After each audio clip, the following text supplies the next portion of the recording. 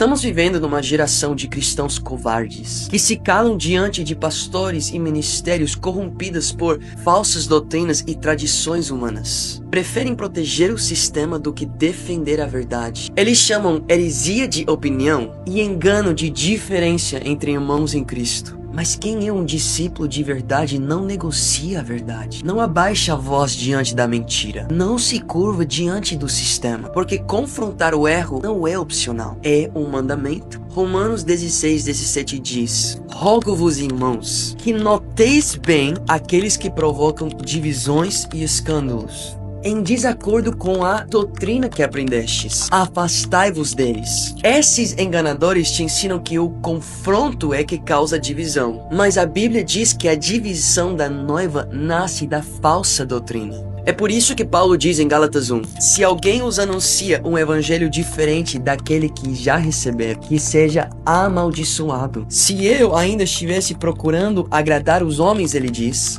não seria servo de Cristo. Qual seria esse outro evangelho? É um evangelho sem renúncia e sem santidade, sem confissão e sem submissão. Um evangelho cheio de tradições e performance, de costumes e libertinagem. Alguns agregam a cruz dizendo: você precisa falar em línguas para ser salvo, enquanto outros tiram dizendo: não precisamos confessar, não precisamos arrepender, tudo já foi pago. E ambos estão mentindo, ambos estão amaldiçoados, ambos usam as escrituras para enganar as ovelhas de Cristo. E a Bíblia te chama a confrontar esses. Judas capítulo 1, 3-4 diz: senti que era necessário escrever-lhes, insistindo que batalhassem pela fé uma vez por toda confiada aos santos. Pois certos homens infiltraram-se dissimuladamente no meio de vocês. Então são ímpios, transformam a graça do nosso Deus em libertinagem. E esses negam Jesus Cristo, nosso único soberano e Senhor.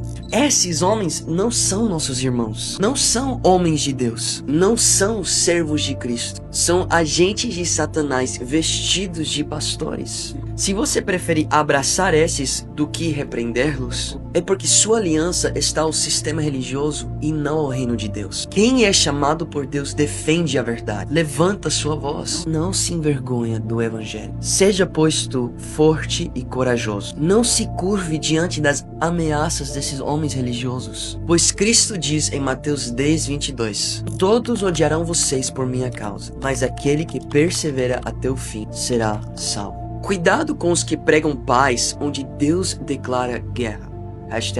#eu irei.